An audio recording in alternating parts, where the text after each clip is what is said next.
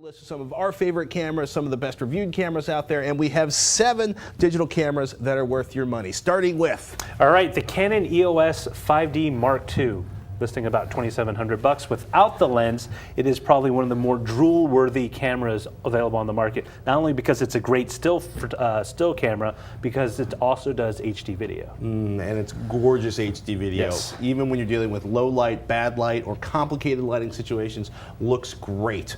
A little bit less money, Nikon D90, and also for the people with the Nikon lenses out there, $1,200 with the $18 to $105 kit lens. You can save a couple $100 if you buy it without the kit lens. Solid as in burly, as in beat an alligator to death. It is a good, solid, all-around 12 megapixel digital camera. And by the way, megapixels, just don't pay attention to them anymore. At this point, it's really all about the lens and the processing, because until we get to like 48 megapixels, there's not going to be a huge visual difference. Yeah. So. Oh, 4/3 cameras. 4/3, one of the more popular ones is the Panasonic GH1. This came out at the beginning of the year. $1,500 if you can find it, because it's such a hot item. It's really, really scarce. Now, it's the micro 4/3, which means it is a 4/3 based sensor. Same size.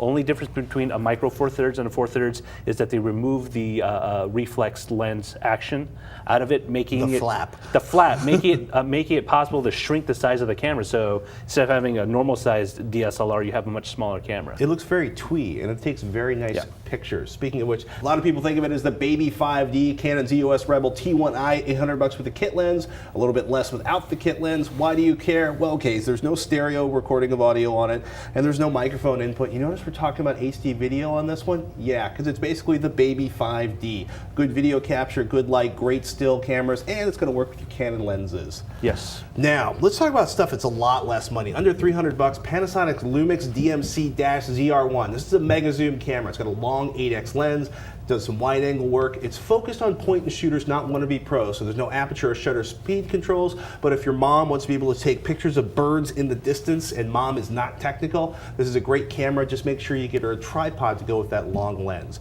Fujifilm's FinePix f200 EXR, $250. Basically on the street. No one does not like this camera, especially if you like to take pictures in night in a bar or in your office or with your kids and the lighting sucks.